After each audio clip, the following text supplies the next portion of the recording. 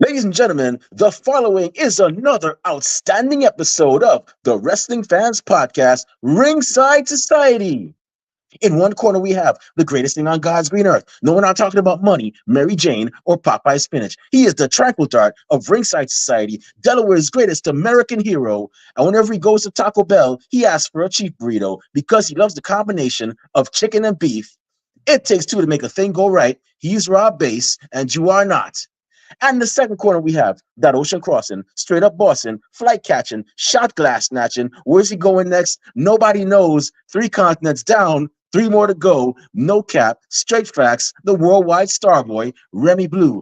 But it's not about us. You see, we have a special guest tonight, a special woman tonight who has the unenviable task of letting you know who you are seeing going toe to toe, head on, or as Rob would say, bumping meat in the ring.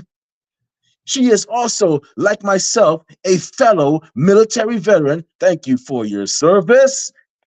And she has also worked for several big companies such as Mission Pro Wrestling. Shout out to our good friends Thunder Rosa and Brian Cervantes and Jeremiah Wilkerson there, and also for RCW and the Hybrid School of Wrestling. Everybody, welcome to the show, Elianna. Woo! How you doing tonight, Miss? I am doing good. I actually just got off of work just like probably 30 minutes ago. Oh, okay. Trust me. That happens to all of us. You should see me when I got a show and I'm rushing home from work. I'm like, geez. Yeah, and I'm in New York. So I don't know if you've been in New York. So we got buses and trains everywhere. So I'm like, can this bus go any faster? Can this train go any faster? Why are they stopping? I gotta start the show in like so many minutes. I understand your feeling. Trust me. I think we'll see. The traffic is not as bad in San Antonio, Texas, than it is in New York. I know it's really bad there, but San Antonio, we have our problems with traffic, and I find my way around it. Oh, so you live in San Antonio? Yes. Oh man, I have so many memories of that place, man. I was It's stationed changed. there. Really? In 10 years, you think so? Yeah, I feel like a lot has changed. I mean, it's actually Or gotten, yeah, not caught. Well, boring, yes, a little bit. I could say that, but the traffic, people are moving down here more, so the traffic is getting pretty bad. Oh, okay. Because I was stationed there for roughly 8 months. As I told you this before, I was with the Navy at the time, and my weekend thing I would do is go out. I'd go to the Riverwalk. At my particular club, it's closed down now. It was called Havana Ultra Lounge, and I would Mm, go there, party whatever the night away, and then after when they shut down at like 3 o'clock, 4 o'clock in the morning, I mhm. would actually go to Whataburger, which was right across from there, get my, I guess what you call hangover food, although I wasn't really hungover that much. And then I'd go back to base, and that was pretty much my night. A lot of great times, memorable times. I even made like 1 or 2 friends there, but I definitely enjoyed my time. I look forward to go back there again. I'm going to make a trip there this year. I was there 5 years ago, but I think it's time for me to make another trip because that's one of my favorite spots, man. San Antonio. I got none but love for y'all down there. A lot of construction, so be prepared for that. I tell you that. Even on the Riverwalk. Mm-hmm. Oh Oh, yeah. what are they doing? Like extending the Don't, Riverwalk, or I don't, they're just building new buildings, and there's just construction that they just sat there for about a year or so, haven't been touched. I'm like, I don't know what they're doing at this point. I just go around it. oh, ah, okay. But yeah. So normally we ask 99% of our guests that we have on the show because it's all everybody's story is different. But how did you become a fan of pro wrestling? What was the match or the event that got you hooked?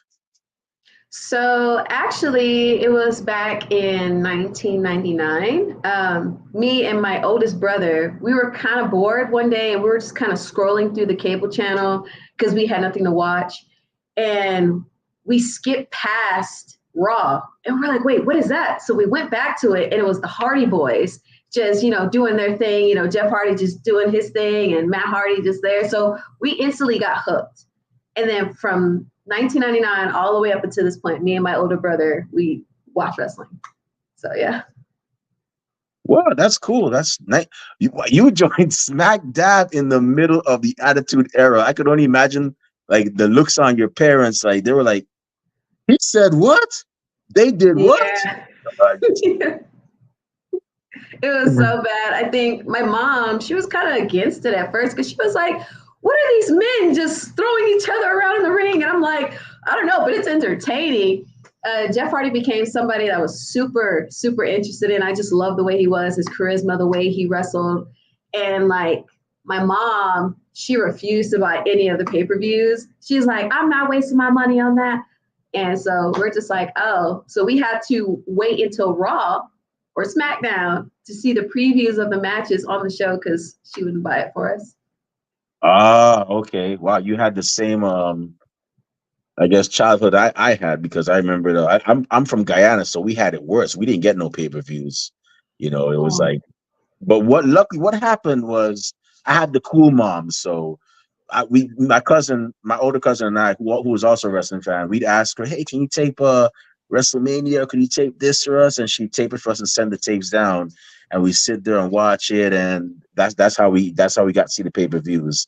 And whenever I go up to visit, I'd actually, if there was a pay-per-view going on at that time, I'd actually get to watch it and so on.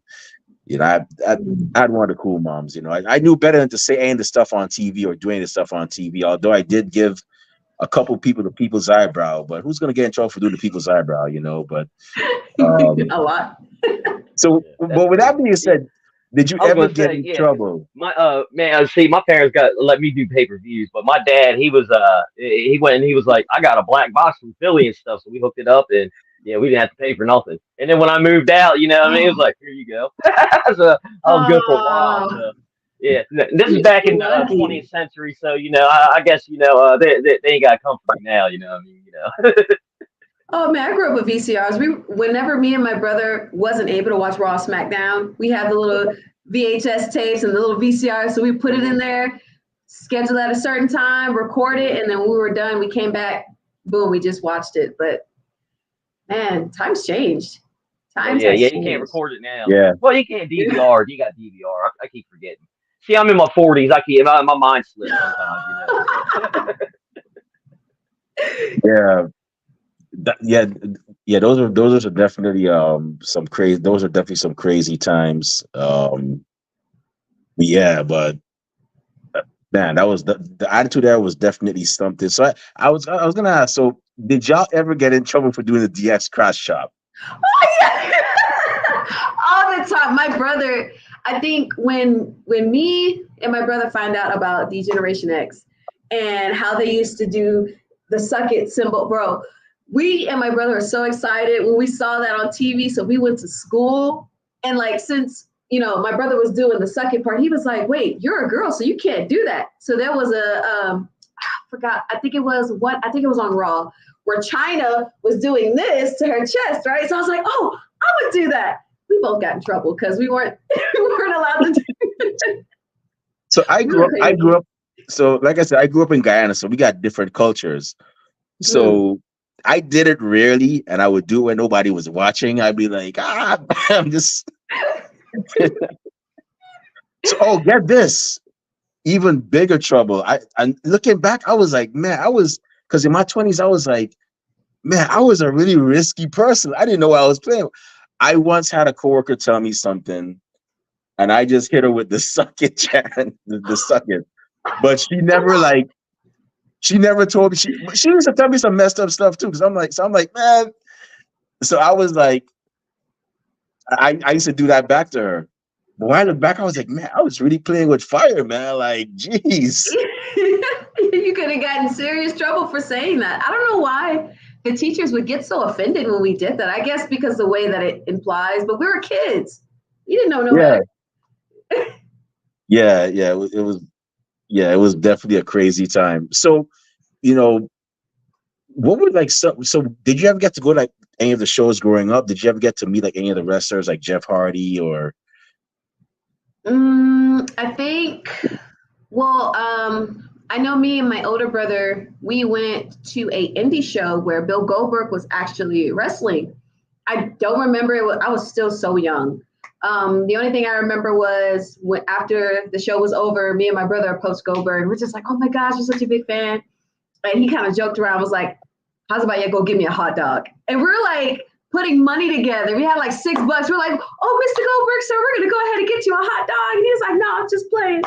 And I think I went to one Raw show. I can't remember what year it was, but I just remember John Cena was in the middle of the ring and he was just kind of waving to the fans and stuff. And we had nosebleed tickets because my mom's like, "I'm not getting all that stuff." So I'm like, okay, well, so just two, if you count the indie show that we went to. Oh, okay. Yeah, I've never met Goldberg. I've never met John Cena. I probably wouldn't be able to see him if I saw him. No, it's just joke. You can't see me. Like, but I've never gotten to meet any of those guys, but I've gotten to meet a couple of my favorites. I got to meet. I don't know how far back you've watched wrestling, but I got to meet Marty Jannetty. And normally I don't mark out because I'm like, one, I'm a podcaster, and two, I had a friend, our Facebook admin, one of our Facebook admins, Chris Cartwright. He taught me like, hey, when you go to don't mark out, just shake hands, be cool. But that was like backstage that he took me, so I was like, okay, and I've had that behavior since that time. But for some reason, when I met Marty, I was like, dude, you were like my favorite growing up, man. You and Sean were like the rock, yo. You guys were like the coolest guys ever, and you were like my first favorite tag team. And I've only had 3 favorite tag teams, and I was like, I just like could not contain myself. And that was the one time that I actually like marked out with somebody. Um, I also got to meet Paul London, who's actually you know who he is, right? He's from Texas. Mm-hmm. Paul London. I'm familiar. Yeah. Yeah. Oh yeah, Paul London, Brian Kendrick. Yeah, you should know who that guy who he is. But Mm. I got to meet him when he was in New York, and I will never forget. I actually had the shirt, the only shirt that him and Kendrick released. And when I saw that shirt, I bought it. This was like 2008. And then fast forward 5 years later, 2013, I'm going to a show he's at. And immediately as I'm walking towards him, he's like, "Oh, look, a fan." And I kid you, I did not even ask him like to sign the shirt. He's like, "Hey, can I sign your shirt?" I'm like, "Sure, man, it's yours." Aww. So he's like, I'm like, "Sure, it's your shirt." So he's like, "Yeah, sure." So I got London and Kendrick, shirt with Paul London's signature on it. So yeah, that was a cool time. Oh, I know. When I was younger, me and my family used to go to the same church with Shawn Michaels, which was Ooh. Cornerstone.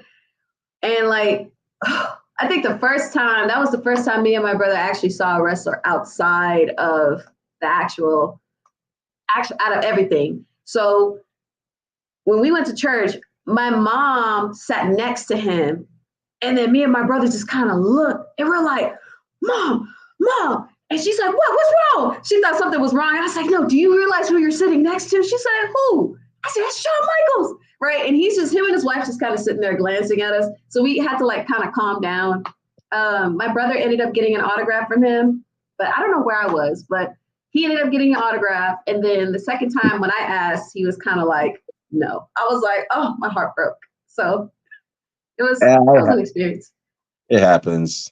Did he do his little dance and say, "I'm just a Christian man" in church? Or did he? You know? No, he was actually like a normal person. He had more of like an attitude because I guess he's used to people just like coming up to him. Because as soon as church was over and he walked through those doors, you could just hear people like, "Oh my God, Shawn Michaels!" Oh, I was like, "Ooh, Lord!" So He was probably like, "Don't touch the merchandise."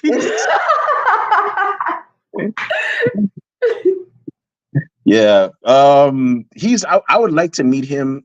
Um, but like I said, I can understand why he's like that. I mean, granted, it comes to the territory, but me, when it comes to wrestlers, if I see them somewhere, I'm like, I don't like to bother them because like, for example, we're both in the military. You're in the Mhm. army, I was in the navy. I don't know what they call it when your shift is done, but we call it liberty. And liberty means like, okay, your shift is done. You're free. You're free until tomorrow when you got to be back here at 7.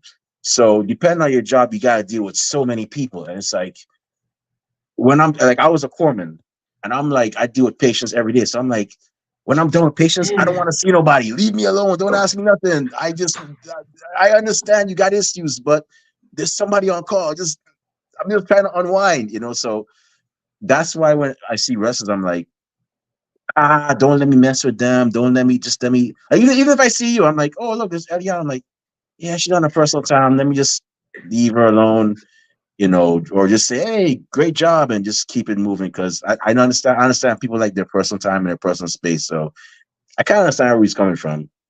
Oh yeah, we trust me. I understand where he's coming from too. But I was young. I didn't understand that. Now that I'm older and actually Yeah, in the yeah. business, I understand. Because, oops, sorry.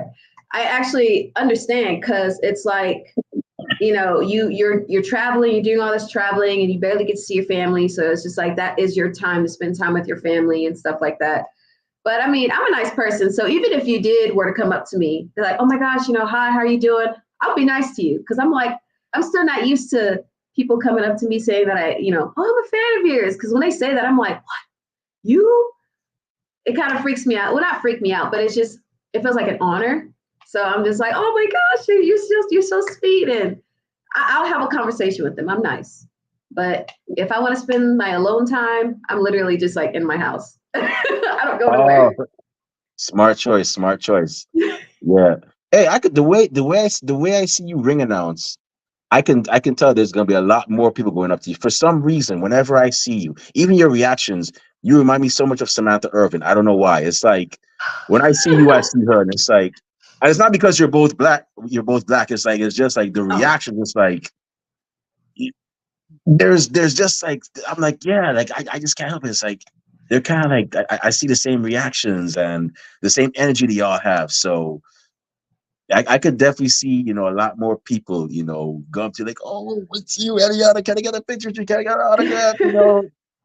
I could definitely see it. I get that a lot. Honestly, you're not the only one that says that. People, I think a lot of people, they come up to me, they're like, are you trying to copy her? And I'm like, no. Like, when I first started in 2022 in April, I didn't really, at the time, I wasn't really watching wrestling because there was a lot of stuff going on. So I kind of fell off of it and I got back on it. And then when people are all like, hey, yo, you sound like Samantha Irving. And I'm like, well, I know who she is, but I don't really know like who she really is. So I kind of did some research and I realized I was like, oh, this is why people think that I'm copying her because me and her got the same similarities going on. And that's not the case. That's just how it is. But people say I sound like her all the time or I project the same way as her all the time. Yeah. Well, when I do my little intro, like people were like, oh, like for the podcast, when they say, oh, that was a good intro. I'm like, yeah, I try. It's a little bit. I'm honest. I'm telling. It's a little bit of Road Dogg, a little bit of Justin Roberts, and I yell at the top of my lungs and hope I sound great. That's pretty much just what it is. It's nothing fancy. But I gotta say that you definitely bring the energy. Both of y'all definitely bring the energy, and like I said, I see a lot of great things for you, in the future. But I gotta ask, man. So you're a wrestling fan now. You're cheering your favorites. You're going to the shows. You're supporting any which way you can. How did your journey go from Eliana wrestling fan to now Eliana professional wrestling ring announcer who's worked for several Uh, great companies? How'd that journey go for you? okay, so it's so long, so I'm gonna make it as short. Like I'm gonna make it real short. So there was it was during WrestleMania weekend in Dallas. They were doing a WrestleCon, and Jeff Hardy was doing a meet and greet that Saturday. I don't know, something told me to get up and go, and I think that morning I called my boss and said, "Hey, I'm not coming into work." And she's like, What's wrong with you?" I said, "I'm not coming." Drove all the way to Dallas. Um, just by walking in, I think a lot of people were just like, "Are you a wrestler? Like, what? Are you look like you're supposed to be somebody?" And at the time, I was just like a fan trying to get pictures and stuff. And people just come up to me and they're like, "You look like you're supposed to be somebody. Are you a wrestler? Like, what do you do?" I'm like, "I'm nobody." And then I bumped into Lillian Garcia, and I didn't know she was there because she wasn't on the guest list. So we were talking, And I was telling her how I wanted to be a wrestler, but I had tore 2 ligaments in my ankle, and I just gave up that hope. So she was like, well, do you still want to be in the business? I said, yeah. So we talked about ring announcing, and she was just like, you never know until you try. So that day when I left, I went home, called my best friend up, and I was like, hey, yo, get your green screen, bring your camera. I'm going to start this announcing thing. And then I went to Dog Pound Championship Wrestling, started training there. And then after about 8 months, I found my voice, and then the rest is kind of history. Wow, that's cool. I had a feeling that you actually like trained to be a wrestler, because I was looking at Instagram posts, and I'm like, I got a feeling she actually tried. She actually tried this, on the wrestling side, you know, and and that was what that was a question. I was like, I wonder if she ever tried to actually get into it. So would you ever consider giving it another go, or would you be like, nah, I'm just gonna stick to ring announcing? I don't know. I guess what's stopping me is I guess the thought of starting all over from square one, like how I did with Mm. the ring announcing. And I'm just like, I don't know if I could start all over and then work my way up, because people's time frame is different. Some can do it in a year, some can do it in 3 years, some can do it in 5 years. And I'm all like, I'm getting close to 30, so I don't, I don't think I have enough time to actually start over. But it'll be something that I would do to just, to have fun, to have it under my belt. Like, oh yeah, I trained over here. I trained at Hybrid. I have some wrestling skills, just so I can say do something. But I don't know. I'm debating. You're Still still debating. young, man. You could do it, man. Come on, you got look at Ronda Rousey. Ronda Rousey. I mean, granted, she was doing MMA, but I mean, wrestling's a different thing. I mean, if Ronda Rousey and Shayna Baszler could do it, come on, Hey, you I got. went to I'll think wrestling about school it. almost 40. I was like 38, 37, 38, and I actually did training, for refing, ring announcing, all that stuff. I'm not Mm. very good at it or whatever, this stuff, but I know how to do some stuff, and I was pushing 40 when I did that. So, you're never too old. You always got time as long as you want to do it or whatever. Oh yeah, of course, of course. It's just the concept of me breaking that. Oh man, I got to start all over again. I think that's where it's stopping me. It's like starting from square one. I'd rather ring announce myself, what I mean, if I was you to, instead of getting punched in the face and hit with a chair and slam, what I mean, yeah, you won, you lost, this how the match go, we good. Yeah, I'm good. I love ring announcing. I think that's like the second best thing that I wanted to do. So So with your service in the military, in the U.S. Army, would you say that well, is there any way that it helped you with with your role today as a ring announcer?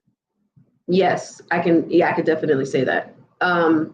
Because in this business, you got to have thick skin, because there's just there. I'm not saying it's bad, but there's just a lot of competition. You're going to handle a lot of rejection. You're going to have like a lot of people saying things. And the thing is that you can't take a lot of things offensively, because that's just going to ruin your image. So it's just kind of like water off a duck's back.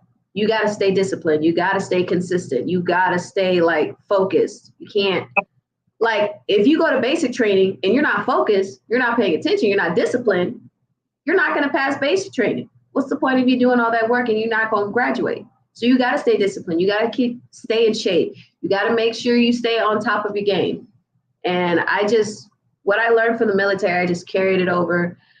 I mean, I feel like I should go back, because I'm like, man, I've gotten soft since then. But I think it's just, you got to have thick skin. And that's what I kind of carry over with me. Oh, that's that's Yeah. great to hear that you got thick skin. Kind of, wrestling fans, especially wrestling fans, they can be brutal. They could say stuff, and it's like me. I wouldn't say it. I'm the kind of guy that will probably tell the other guy, like, "Hey, shut up and let them actually wrestle, man." And but yeah, you definitely got to have thick skin, and from what I've seen in professional wrestling, but you just got to keep on pushing. You just got to keep on pushing. Mm, Yeah. So I just got a few more questions before I turn it over to Rob. So yes. with ring announcing, Was there Mhm. ever a time where you ring announce somebody's when you announce somebody so good, they came over and they were like, "Yo," they had that looking at like, "Yo, Elianna, yo, you the man." Not, I mean, Becky Lynch is the man, but you the like you the truth, man. Like, don't ever stop doing that, yo. You made me look like $1 million, and I'm just a Mm. regular person from wherever. Like, was there ever a situation where that happened? Plenty of times. I think the main one is they're my favorite ones to announce, but the way how I announce them now is completely different because I got to do boxing style. But it was Overkill. Overkill. He when everything was done, they came up. They're like, bro. They're like, we're gonna have to take you everywhere with us. I'm like, easy. But there was a handful of people that came up to me and they would be like, I want just you to announce my name. I don't want nobody else to announce me. Like, don't. And I was like, well, you got to go tell so and so that I can't make that judgment. And they will walk straight over to the promoter and tell them. And I'm like, yeah. Wow, that must that must have been some announcement, man. That must have been something to make them actually go to promoter like, hey, you know, um, only she can announce us. That's pretty awesome. So my last question, before I Mhm. turn over to Rob. So in regards to inspiration, everybody has inspiration. I have inspirations. I can name you three. My mentor, George Alonso, the Trey King Show, well, Trey King of the Trey King Show, and Charlemagne the God. I've always said those three men are my inspirations when it comes to what I do, which is podcasting. I'm sure Rob has his own. Um, and no, Rob, Tiger King does not count as an inspiration. Nah, you can't. Nah, You- I'm just messing with you, bro. But yeah. But who would you say, in regards to ring announcing, um, are your inspirations? As in who inspired me to start, Yeah, or as in, like who do oh, you like? wow. Who inspires? Like who influences you when it comes to like your ring announcing and so on? Man, I honestly I can't really answer. I can. So Lillian Garcia was the one that inspired me to start I because mean, me and her actually, if it oh, doesn't go ahead. necessarily have to be somebody in the wrestling world, it could be like singer, actor. It could be like Morgan Freeman has actually inspired me because I just love the way he talks and the way he said, "I wonder what it went through his head before that bullet." Shawshank Redemption. It could be anybody. Man, honestly, I didn't have any inspiration. I I just had that one talk with Lillian and I don't know what happened. That flame just sparked in my chest and then I went from there. I would say who's inspiring me to keep going is my mentor, which is Brandon Oliver. He and Melanie. I'm not going to forget her either. They are literally the ones that are keeping me going because there's times where I'm just like, man, this is I keep messing up. Like, oh man, I keep making this mistake, or I can't pronounce this person's name. So it they're the ones that are keeping me going whenever I feel like I wanted to give up. So if you want to claim my mentors as inspiration, yes. Awesome. Shout out to Melanie, by the way, from Mission Pro. We actually had her on here too. And I believe Brandon Oliver, he's the owner for RCW, right? Yes, Melanie's with RCW as well. Oh, wow. Oh, small world. Awesome. So, with that being said, shout out to those two. Y'all are doing very great work. Brandon, I saw that RCW Battle Royal. I still have that memory of London Dior suplexing Kali. Oh I my know. gosh, that was beautiful. Yeah, we had her on yesterday, London. Oh yeah. Oh my Yeah, goodness, I love we're her. trying I love her. we're trying to get Kali on, but I don't know. I guess we got to talk to her agent and do lunch with them, and I don't know, but we're still trying to get Kali on. But London, yeah, London, we had her on yesterday, so. Yeah, but I'm gonna go ahead and turn it over to Rob. Kind of, Rob has some questions. Rob, go ahead, man. The floor is yours. All right, sweet. Thanks, Robbie. So what's going on? How are you doing today? How's Texas treating you? How's that weather Oh, down there? Well, Texas is treating me pretty good, sir. How's it going down there where you're at? I don't know where you're at. I'm up in Delaware, you know. What I mean, yeah, yeah, I know I do sound southern, you know. I'm like, you might be a redneck if, I do say some words like that, like mayonnaise, like, people like, oh yeah, that's what you put on the bread, but me, it's like, don't go down the road over there, mayonnaise, some crazy people over there, you know. So, that's, I know.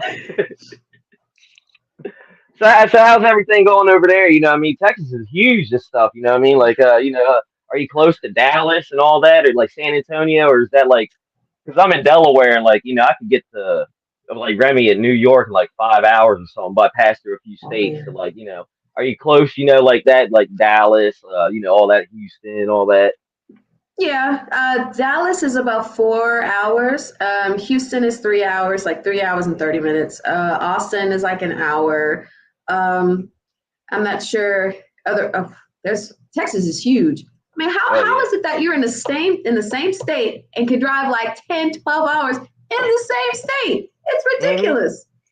Uh huh. Oh, I've heard that. I've had friends go to visit family in Texas, and they're like, "Yeah, we're going to go to the campgrounds." Like, all right, it's like we've been driving 6 hours. Like, where are we at? And like, oh, we're still in Texas. We're like, what? Like, oh my gosh! Like, hmm. no. Texas is a never-ending state, I tell you that. Yeah, I'm used to, in Delaware, I can like go from one side of the state to the beach in like, less than 30 minutes. So Must be nice. yeah, it's pretty cool. It's all right. We got a little slice, over here. Tax-free shopping, all that good stuff. So yeah, we're good to Hmm. go. Yeah. Hmm.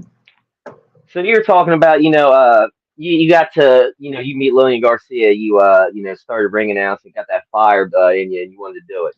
Now, I've learned in ring announcing because I've actually ring announced before for 1CW and stuff and all, and you gotta have like confidence going up there. You know what I mean? Because you can't just go up there and just be like, all right, coming to the ring now. Scheduled for one fall. And you gotta go out there. The crowd be like, what? You gotta go out there. Hype them up.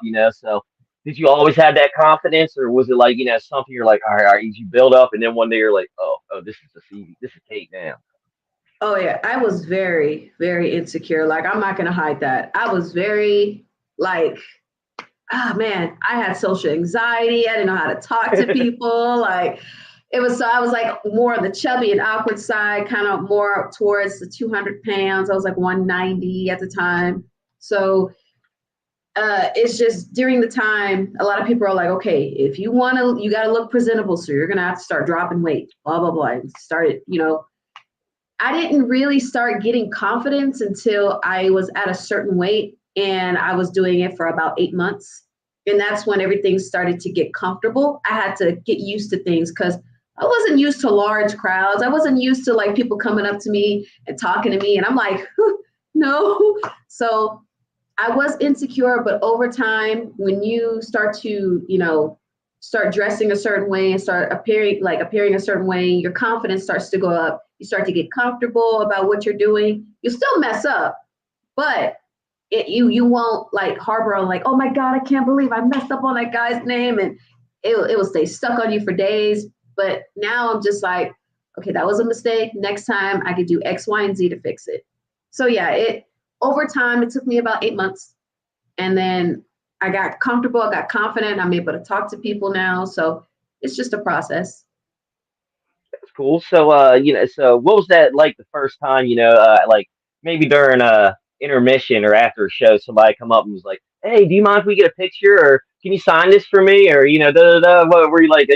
Oh, hold on, what?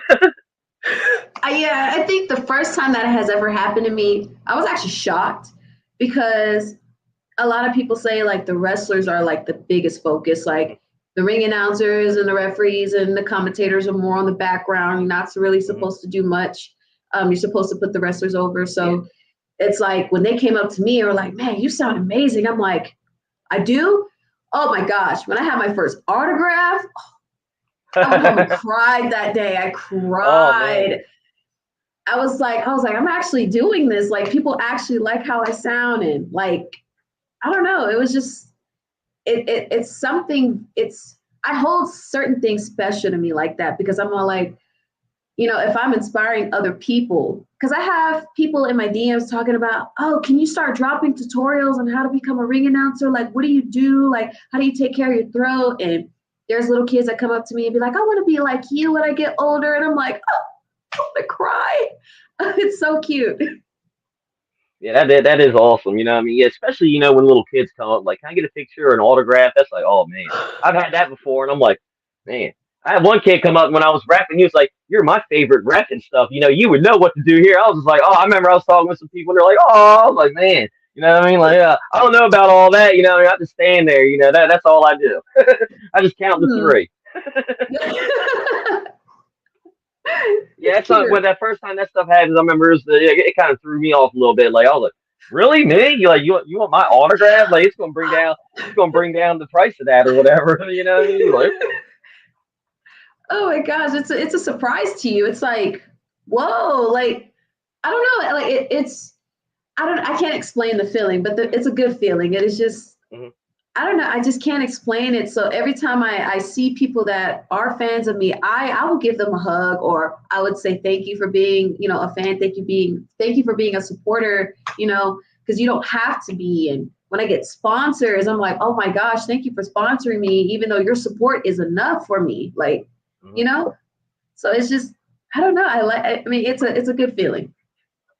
One time, I think it's you'd have to go back on like the comments or whatever. But for one CW, one time after a show, this little girl or something wanted to get a picture with me. I think I was ring announcing, wanted to get a picture with me or whatever and all. And at the time, we're hacking everything up. And I remember it too because I was like, yeah, come up and was like, can I get a picture? I'm like, well, here I'm helping my buddy get these chairs. We're gonna load it in there, but give me a minute. I'll come over, and I got you. So we go do it, and I go back over there, and it's like, oh, I guess they left or whatever. So, and I walk back inside or whatever. I see, hey, do you still want that picture? You know what I mean? I was over there waiting for it. Like, yeah, yeah, yeah. So, like a day or two later, they were talking about 1CW and stuff and all. And there was like, yeah, my daughter, wanted the picture, one of the guy, and he was like, oh, no, no, no, I got to help out or whatever. Yeah. And then he came and found us, inside or whatever, come take the picture, made a night and all. I was like, oh, wow. I didn't Oh, think of that. I was just like, hey, you said you wanted the picture, right? He's like, yeah, I told you no. I get you. Yeah, I just had to put some chairs up. You know what I mean? Give me a second. Oh yeah, kids are the sweetest. Kids, look, I think I think I would like to be more of fans of kids than adults because they are like the cutest, purest forms. And like they're you get to see the light in their eyes when they come up to you and they just have a big smile on their face. And you're just like, oh my gosh, you're so precious. It's cute. Yeah, I guess it is better than the adult, like especially when I'm a ref, because if I'm refing and like there's a big screw job or whatever, and I have to be like, I didn't know what that goes on. My DMs are like, were you in on that? Who did that? I don't know what you're talking about. I don't. What I mean? Hey, I just work there. You know what I mean? I just signed the contract and cash the checks. You know what I mean? I don't know. That's exactly how it is because people do try to DM me and be like, "So who's gonna win in this match?" I'm like, "Mind your business. That's none of your business." That's right. That's right. That's right. So I do gotta ask, like you were saying earlier, people were asking you about, warming up your voice and stuff. Do you have like a ritual? Do you like drink some tea with honey in it, or are you on the car ride on the way there, singing some Whitney or Celine Dion or something or whatever, trying to, some Mariah, trying to be like, oh, where get the voice box going a little bit. Because I was told you you had to use know, the diaphragm. I was like, my sister kept going, you got to come with the diaphragm, like that. I was like, okay, all right. yeah, that's where my voice initially comes from. But oh my gosh, there's so much that I learned within this, like the whole time I was ring announcing. Like me, everybody's different, but with me, I cannot have any type of form of dairy, anything spicy, Oh none of yeah. that 2 days before the show. Otherwise, I'll crack.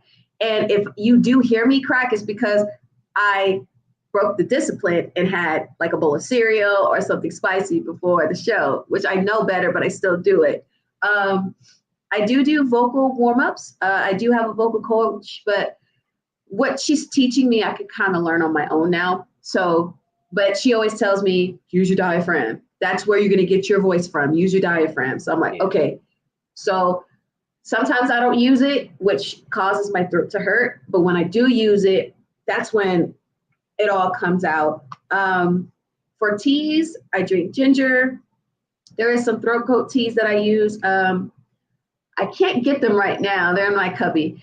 But I'm going to make a video, like little clips on like, I'm going to call it Ring Announcing 101. And I'm going to just show like everything that I use and what I do, what to eat and what not to eat. Basically, I kind of fast before I ring announce a show, just so I can make sure that there's no mucus or anything in my throat that will cause me to crack. But I've learned that there's certain names that I can announce that I will always crack on. And there's nothing that I can do about it. And it's annoying because I'm just like, how do you go 8 matches and not crack? But I just realized that people's voices are different. And if my voice does crack, that means is that their name, how their name is pronounced, I have to use less of a force and more of natural. So I'm learning different names as I go, and I'm learning different ways to project different types of names. It's a lot. It's a lot that people don't tell you. And I wish that there was a coach or somebody that would teach this type of stuff, but there isn't. So I'm going to take that upon myself to actually put that out there so people that are wanting to become ring announcers can understand, like, okay, this is what I need to do. So yeah, it's a lot. Yeah, I'm with you on like the dairy, like milk. I'm all right, but I can't eat any like cheese or something, mac and cheese, like a cheeseburger, tacos, or like yeah, because I'll be like, yeah. So, ladies and gentlemen, my bad, you know.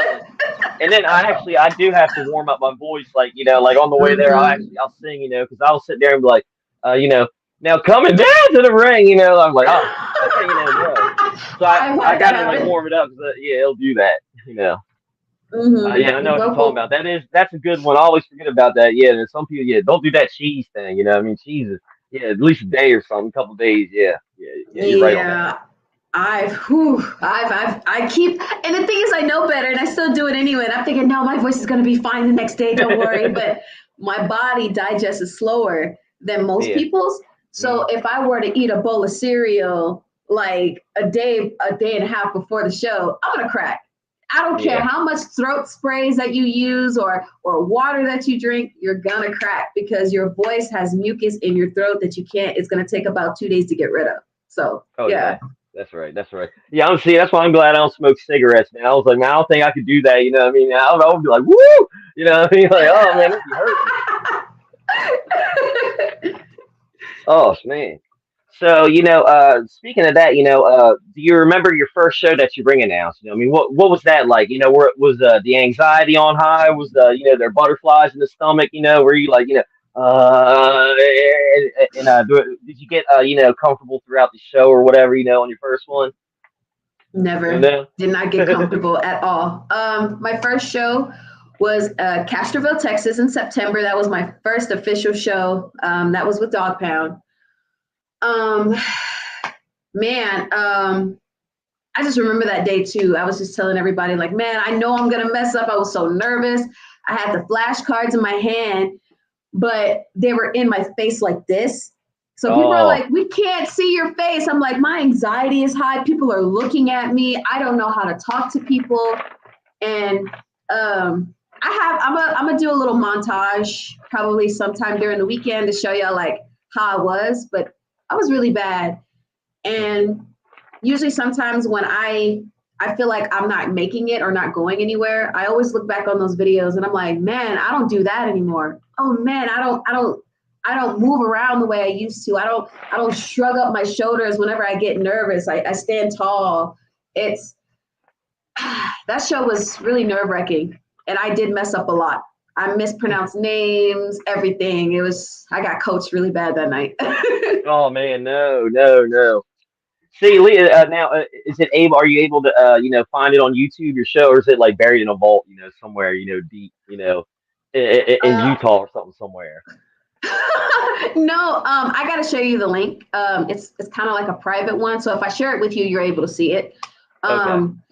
You will see on my first show on how high pitched I sound. I sounded like Lillian Garcia because that's who I was just watching the whole time. Yeah. I didn't find my voice. I didn't know how to find my voice. So I was just like copying Lillian Garcia. So I'm like, the following contest is scheduled for one fall. Like I was just all preppy and I just it's so cringe to look at it now. Now, see that's cool. That's cool because my first ring announcement, my first show was TV taping. You know, what I mean, broadcast, for local and stuff. You know, what I mean, yeah. Uh, Literally, I was in Gorilla getting ready to walk through the curtain, and the promoter, Hardy, he's all like, "All right, Rob, you ready to do this? You got it?" I was like, "Yeah, I got this." He's like, "All right, did you get a script? You know what the deal?" I was like, "What script?" And they're like, "All right, 5, 4." He's like, "All right, never mind, just go out there." Da, da, da, da. I was like, "What?" I had to act like I knew what I was doing. I forgot to do the anthem. Forgot to, everybody stand up for the anthem. I forgot to do that. We had another promotion running with us, and their ring announcer, she came out and was like, "Yeah, she did the anthem and stuff," and I was all over there like, "Oh, I messed up." And then after that little high, hoopla or whatever, I came out. I was like, "All right, I was good after that." But yeah, it's a TV taping too, so it was like, "Whoo." I didn't want to. I didn't want to be too bad. Oh my goodness, it is so nerve wracking. You know what's nerve wracking? Especially like I tell them not to tell me because if they tell me, I know for a fact I'm gonna mess up so bad that night. When they tell me, hey, somebody's gonna be watching, somebody, not a sponsor, what they call them, a scout. They call them scouts. Okay. Like, hey, yeah, a couple scouts are gonna be at the show today, so you guys do your best. And when they tell me that, I'm like, oh, I'm gonna mess up. So I'm like, because my nerves, my anxiety just peaks. And I can't bring it down because I know they're watching me. And I'm like, dang, I hate it. It's like, it's annoying. Oh man, yeah, it's all good. It's all good. So, do you have any shows coming up? Are you booked up for next couple months? Do you have anything lined up that we can check you out at? uh, Hold on. I got to check my calendar because I don't remember. So, oh, okay. So on March 7th, I'm going to be at DFW All Pro. I'm gonna be a guest there, but I'm also gonna do a couple matches as well, just Mhm. kind of get my foot wet. And then on the 9th, I'm gonna be going to Uncanny in Austin, Texas. Hmm. I'm gonna be the ring announcer there. And then the following week, I got Friday, Saturday, and Sunday. I've never done a 3 day, so that one's I don't know how Okay. my voice is gonna hold up, but we're gonna see. But yeah, I think pretty much March is booked. This coming weekend is my only weekend off for this month for the month of March. So, yeah, That's struggle. cool. Do you have any WrestleMania plans? Are you are you coming up to Philly or anything? Do you have anything booked up there? Or are you just doing something down there? Down in Texas. Honestly, I haven't been called to Oh, okay. actually go outside of the state yet. I'm trying, but I'm just waiting on the right timing.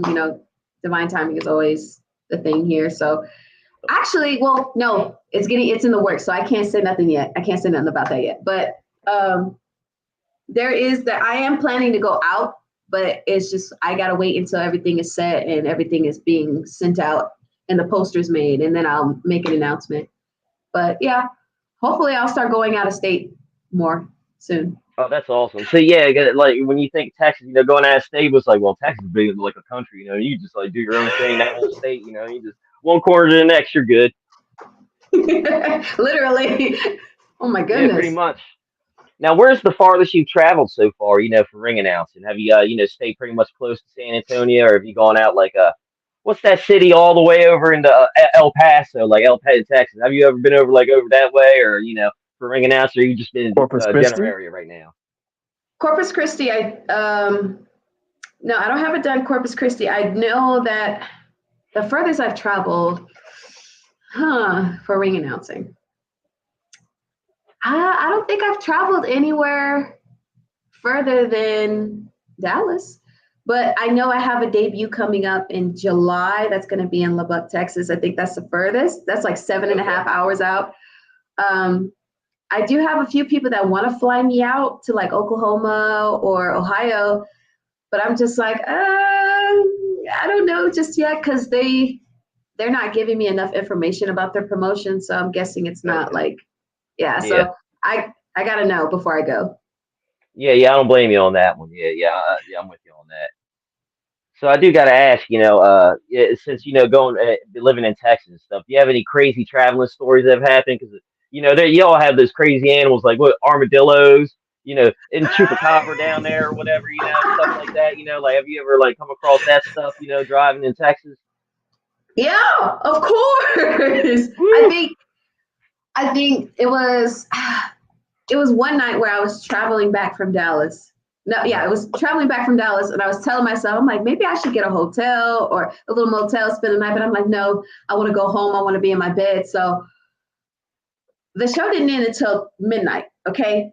Because it was tapings. Show didn't end until midnight. So I was like, no, I'm gonna make it. I'm driving. I'm already falling asleep behind the wheel. A Mm. random deer just comes out of nowhere and just stays in the middle of the ring, middle of the road, right? My eyes are closed at this point. When I open them, the deer is just right there. So I'm like, ah! And I just go skirt. It just stood there. Like it wasn't moving, it wasn't trying to move. It's like it was just frozen in the middle of the street. And I'm like, what are you doing? So when I Yeah. swerved over and I landed like in the grass, thank God there was no damage to my car. I was in the grass, and then it decided to frolic into the bushes. I'm like, oh yeah, Mm. after I almost killed myself. Mm. So it's nothing too crazy yet. Um, Not yet, at least. I still got All right. some ways to go. Well, look at it this way: if you had hit the deer, you would have there was no injury to you. You could have just put them on your top of your car. You got meat for the rest of the whole month. You know what I'm saying? Sell some deer jerky and uh, Ew, hey, the poor deer. I don't want to hit it. That's why I swerved. hey, when life gives you lemons, you make lemonade. When it gives you a deer, well, I guess you make burgers with it. I'm not hitting no deers. I don't care. I don't want to hit an animal. Poor My thing. country My actually dad. did. Oh, In my country, they actually did that one time. There was a cow that got hit by a bus, and they were mm. like, all four of his legs were broken. They were like waiting for it to die, and one guy Oh, was like, "This is gonna be a bit morbid, but it's like, man, I can't wait till you die, man." He just took a knife and and yeah, they divvied up into oh parts, and I was like, yeah, um, my God. The poor cow. That couldn't yeah, happen to me.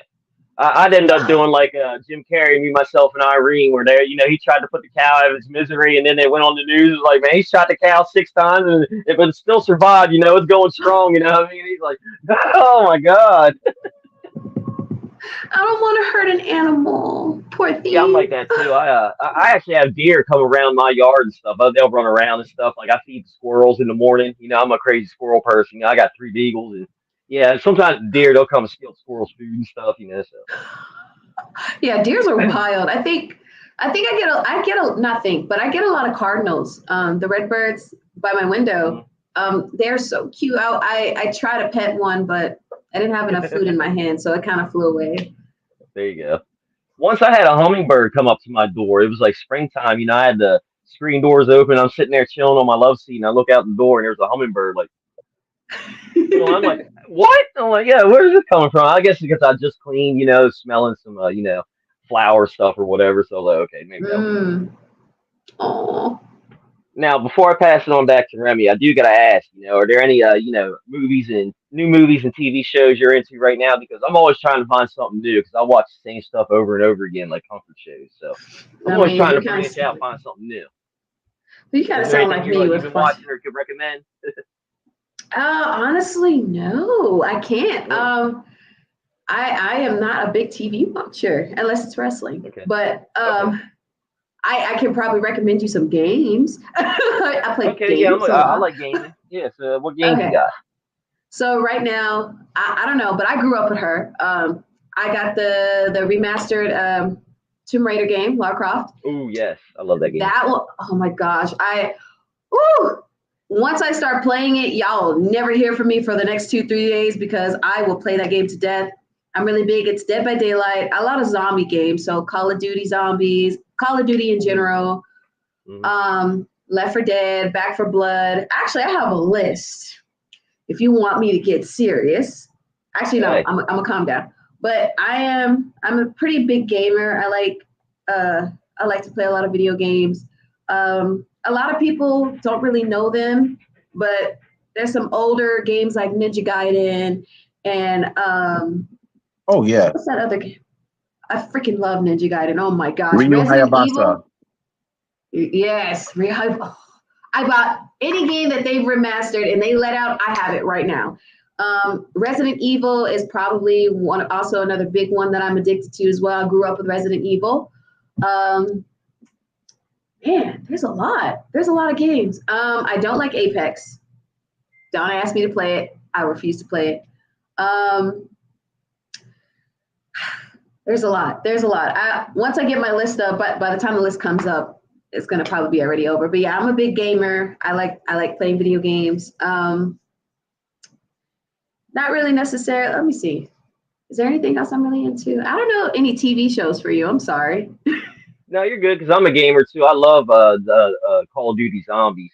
My favorites, not the past couple years, but with you know, the old school crew. You know what I mean? Like them doing zombies. I like playing that. Call of Duty Black Ops 1, 2, 3. Oh Four. yeah. Oh yeah. I'd sit up with my friends and we would play all night and stuff. And wives and girlfriends would be mad like. We're getting at 6 a.m. We're getting up. Y'all haven't been to bed. Like, oh my gosh. Okay. Oops, that was my bad right there. Sorry. The things happen. You know what I mean? Like, Oh yeah. Oh Yeah. man, I remember those days. Staying up until like 4 or 5 o'clock like in the morning. RPGs. Like, recently I got a Red Dead for my Switch, the first Red Dead, because that's one of my Red Dead favorite Redemption? games. Yeah, I'll play that wherever. I was like, oh, I could play Red Dead Redemption while laying in bed, or I could be at a show waiting for in the back, waiting to come out or whatever. Yeah. I'm doing that. Yeah. So in The Witcher 3, I also got that for the Switch because Oh yeah, I heard that I one was love good. that game. Like, there's so much to do and just yes. Oh yeah. Those. Oh man, I forgot about Red Dead Redemption. That was a really good game. It's a really good game. The first one was good, and then the second one come out. I was like, oh man, see. Yeah. Oh yes, if I'm not dealing with wrestling, if I'm not at work, I am playing video games to the point where people are like, "Are you gonna create a Twitch? Are you gonna create a Twitch?" I'm like, I think about it because I don't know what type of games, and most of the games that I want to play are kind of like PC. That's how people on Twitch tend to get their content and stuff out. So building a gaming PC is super expensive. Well, the one that I want to build, it's over like $1,500, and I'm like, I don't have that. So, I'm slowly saving up, trying to work for it. But once I get that gaming PC, I'll definitely start a Twitch because I love games. People can recommend me games, horror games, any type of games. I'll play it. Like it's cool. I've one of my favorite games I used to like playing was Friday the 13th, and they're getting ready to shut that down or whatever. That game, I love that game. I remember I was playing with I remember playing with people and a little kid. I remember one time I was Jason. I got up to him. He's like, "Please don't kill me or whatever." I was like, "You know what?" I was like, "I like you. I'll kill you last or whatever." And I left him right now. I was gonna do my thing, and I came across him again. He's like, "Wait, Jason, no, you said you were killing me last." I'm like, "I lied." Drew, and they're like, "No," throwing little Arnold stuff on them. Wait, they're shutting down the server? That was my favorite game to play. I heard they are like I think next year. I think he got like another year or whatever. But yeah, I used to like getting away on the boat and just getting out of the campsite. That was wow. Yeah, it was well, pretty if fun. you like Friday the 13th, there was another game. Hold on, I gotta find it. I can't find it. Like I said, as soon as it ends, that's when everything is gonna pop up. But yeah, because the RPG Persona games, I love those. Those are crazy because like I'm playing your RPG thing and you're in Japan. It's like you can end up like dating your teacher. It's like what? You know what I mean? You're all like a junior in high school. It's like, oh yeah, go to dinner with the movies with your teacher. Like, yeah, I don't know what they do over there. Okay, but it's kind of weird.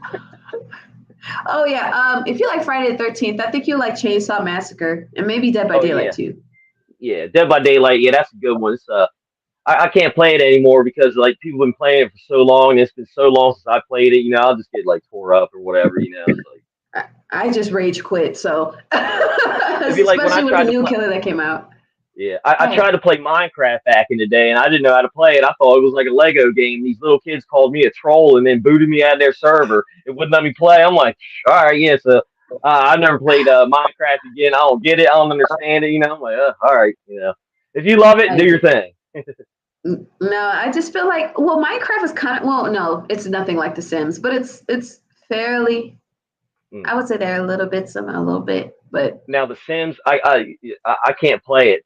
Not because I don't like it, but because I will sit there and just like play it nonstop, and I will like I will not eat, I won't shower, I'll be like my Sim, like I gotta go to the bathroom, and I'll be holding it, like all that good stuff. I'm like, yeah, I don't do any of it. Yeah, I can't play the Sims, so I stay away from them. Like yeah. yeah.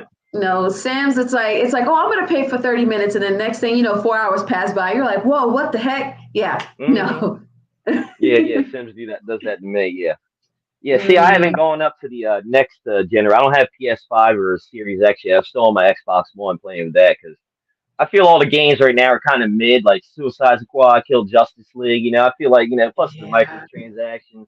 Nothing's really struck out at me to like go out and buy some because I'm like I like playing my older games like Star Wars, Knights of the Old Republic. If you've never played those Mhm. first two games, woo, oh, they're great. Oh. They were good. My brothers love Star Wars. I'm like, eh. My younger ones, I'm like, eh. I'm not really big of a Star Wars fan, but I do play with them. I'm like, yeah, this game is. They were actually really good. Actually hmm liked them. They were good. So Yeah, you can have I like just, create your own like Jedi person like however you want. I was like, man, they got for being like a 25-year-old game. It's got a lot of depth. yeah, yeah. It was actually really good. I was surprised. hmm Now, before I pass it on back to Remy and stuff, I do want to say, thank you very much for coming on chatting with us. I had a blast chatting with you about gaming and all that good stuff. I wish you nothing but the best in everything you do in the future. I hope you get to travel all around the world and all the positive things happen to you and your family and all that good stuff. Thank you so much. Eliana, it was an honor to have you on here.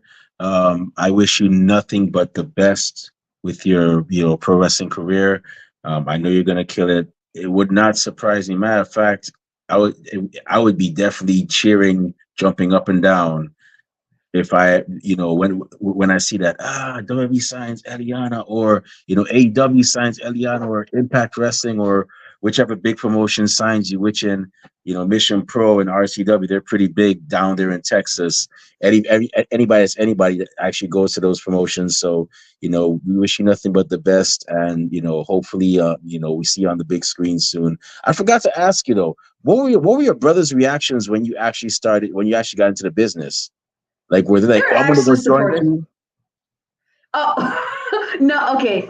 So my younger brothers, they know a little bit about wrestling, but they weren't into wrestling like how me and my older brother is. But when I told them, they were like, "Oh shoot, oh yeah," they were very supportive. But when I told my mom and my dad, they're like, you about to waste your time, huh?" And I was like, well, they're not really supportive of it, but my brothers are. So yeah. I mean, it's not a bad thing. I mean, it's keeping you busy. You're not out there causing a ruckus. I mean, you're introducing people to the ruckus that's about to happen in the ring. So yeah, Yeah. um, yeah, that's awesome that your brothers are supportive and so on. And like I said, we wish you all nothing but the best. Keep on doing the phenomenal work you're actually doing. When we first started, we were like, "Wow, we got well. That's the ring announcer for MPW. We got to get her on here real soon, man. She's really great at what she does. So definitely, wish you all the best. Before we shut this show down, where can fans find you on social media when they want to find out where your next appearances, purchase Eliana merchandise, and where can bookers and promoters find you when they want to book you for their shows? Um, I don't have merchandise yet. I'm actually in the process of trying to get that stuff done.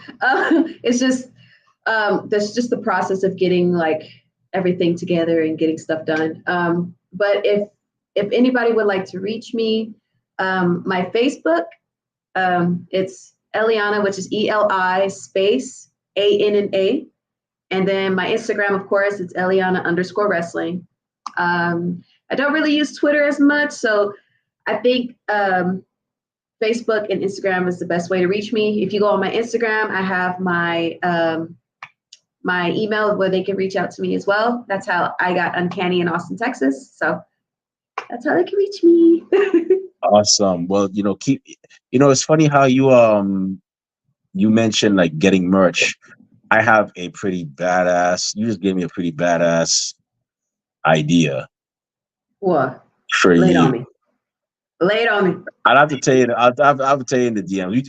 I said, I do photography, so yeah. So I got a pretty good idea. You might like it, you might not like it. It's nothing crazy, but let's say it might be for the culture and for ring announcing Oh too. yeah.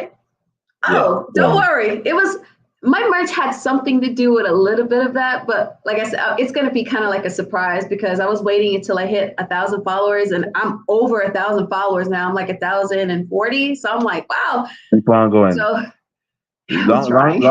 long, long as you got people engaged, that's all that matters, man. Long as you got people engaged. And I'm gonna say this right now, you reaching out to promotions. I know we talked about this before that you're always gonna have people that are gonna leave you on red. There's gonna be people that say no, but always focus on the positives, the ones that keep complimenting you, the ones that support you by hiring you and saying you're doing great, we can't wait to have you for the next show. Just keep focusing on it because like I said, we've been through that too. We've had people that you know told us no, or we only do certain podcasts that are big, and they straight up left us on red.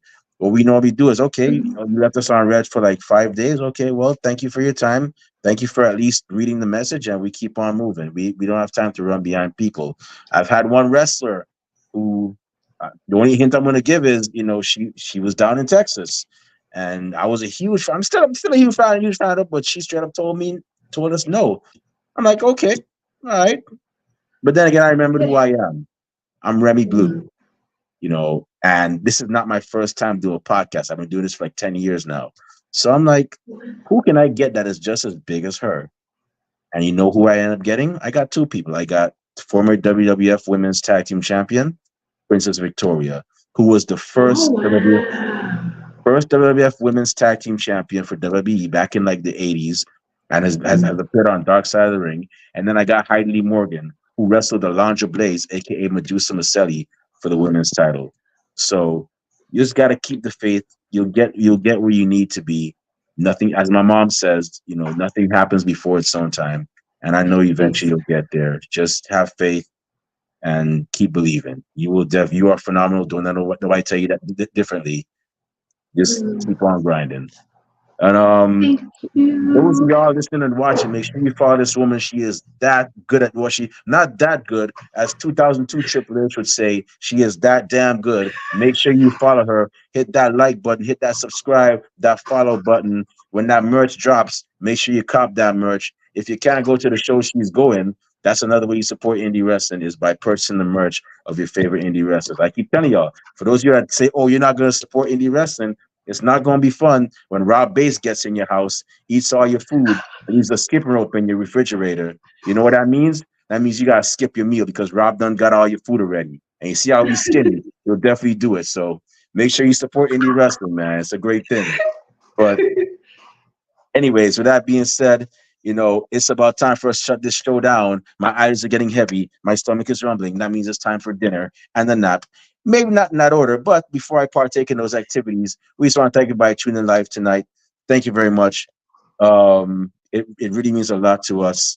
Rob Bass, the Tommy to my Ghost, the Bubba Ray to my Devon, and the Sean Spence to my Burton Gus. So where can fans find you on social media when they want to talk wrestling, find out experiences, purchase Rob Bass merchandise, and where can bookers and promoters find you when they want to book you for their shows?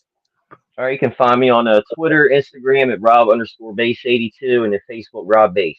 And this Saturday, you can catch me at 1CW. We're going to be in Houston, Delaware. Doors open at 5, bell times at 6. So definitely come on out. If you can't make it, you can go to DelmarvaSportsNetwork.com and check us out. You can catch all the past shows, from our first show to up now and get called up. We're off next week, and then 1CW is back in Harrington for another show. And then I'm going to be on March 25th. I'm going to be with Wrestling Independent up in Philly. And then April 4th, I'm back up in Philly for 1CW. We're doing a WrestleMania show with 4 other companies. So, yeah, I got a busy kind of week going on. So, yeah, definitely stay tuned. I'll put up the pictures and all that, man. It should be a great month or two. And then Are you And for Lucy's those announcing? excited too. She said she's excited. and Are for you those of y'all announcing? No, I'm either refing or I'll probably do camera or something. We got our ring announcers. I mean, yeah. Now we got Morgan. She does good. I'm not trying to take her job. She does well. Okay. Okay. And and for those of y'all wondering about Rob Base merchandise, he actually inspired one of our own pieces of merchandise called Stripe Lives Matters for the referees. It's actually his own fist in stripes, the actual fist of Rob Base. So you could definitely check that. Y'all definitely check that out on our Teespring account. For those y'all watching and viewing, we got a lot of cool stuff there. So definitely follow Rob. And please purchase a lot of those Stripe Lives Matter shirts because now we got to pay Lucy for her appearance on here, and she She doesn't take the demands most. treats. She takes the most expensive dog food. So Hmm. yeah, please buy Hmm. at least 10 or 20 of those because yeah, Look at we, that. we got to Look at pay that. her Look at now. that face. Look at that Oh, face. so cute. Look at the doggy. It's so cute. Okay, sorry. It's okay. It's okay. But yeah, but if y'all want to follow me on social media, not that I say a lot of cool things, but I do go to a lot of cool places. I just did a whole video about London when I was there, and just went to check out a Chinese restaurant yesterday. You can definitely follow me on Instagram at the Remy Blue, also on X/Twitter at the Remy Blue as well, and I'm also on Facebook under the alias Remy Blue, of course, and of course our podcast is on social media. We're on Twitter and Instagram at Ringside Society, Twitch at Ringside Society 2019. We're on Facebook as a Facebook group, and we're also on Spotify. And we also have a Teespring store where we sell official Ringside Society merch, like the Stripe Lives Matter shirt I just mentioned. And also St. Patrick's Day is coming up. So we have our St. Patrick's design as well. Check us out. We have it in hoodies, t-shirts, tank tops if you want to flex those muscles. We got it.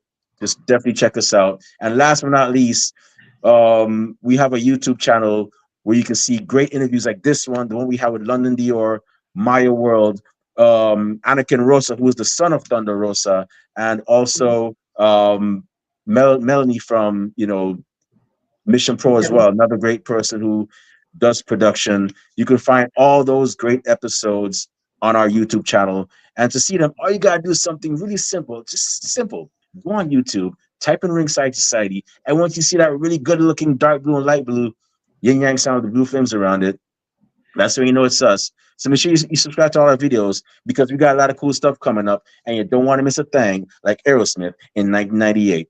As a matter of fact, Rob, should I tell them we have tomorrow night? In my LA night voice. Yeah. All right. So, with that being said, tomorrow, 11 o'clock p.m., that's going to be 8 o'clock p.m. for all my West Coast riders, 10 o'clock p.m. for all people in the middle. We will be having our AEW Revolutions. I believe Revolutions is this week, right? This Saturday, right? Is it? Yeah, No? I think it's something this weekend. I can't remember. I'm Yeah. posting on the show. If it's this weekend, we're going to be doing our predictions for that. Sting's last match, man, I 9-year-old, think it is this 7-year-old. weekend. I think it is this Okay. weekend. 7-year-old me is going to feel away because I grew up watching Sting, but it's going to be his last match, his last hurrah, his curtain call. So we're going to be going over that card. So that's going to be that. We don't have any special guests yet, but we're definitely going to be doing the predictions. So definitely check us out for that. And with that being said, we just want to thank everybody tuning in live tonight. Thank you very much.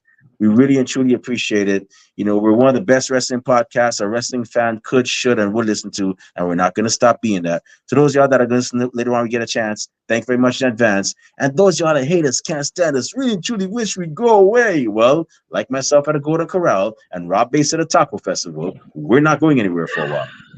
They hate us because they hate us. And we ain't stopping. Period. So with that being said, we here at Ringside Society, we're very well aware that everybody and their grandparents and their parents have a podcast, but we're not your grandparents' podcast. We're not your parents' podcast. As a matter of fact, we're not just any podcast. Hey, yo, Rob Bass, one time for the mind, one time for the people, one time for the wrestling culture, one time for the Texas wrestling indie scene, and one time for the ever so impressive Elianna, thank you for your service. Woo! What type of podcast are we? We're the Wrestling Fans Podcast. That's right. We're the Wrestling Fans Podcast, Ringside Society. We'll be back tomorrow with another impressive episode. But until then, we just have 4 favors for y'all. Stay safe, stay healthy, be excellent to each other, and enjoy wrestling. We out. Peace. See y'all. Good night. Stay classy, Delaware. Bye. Bye.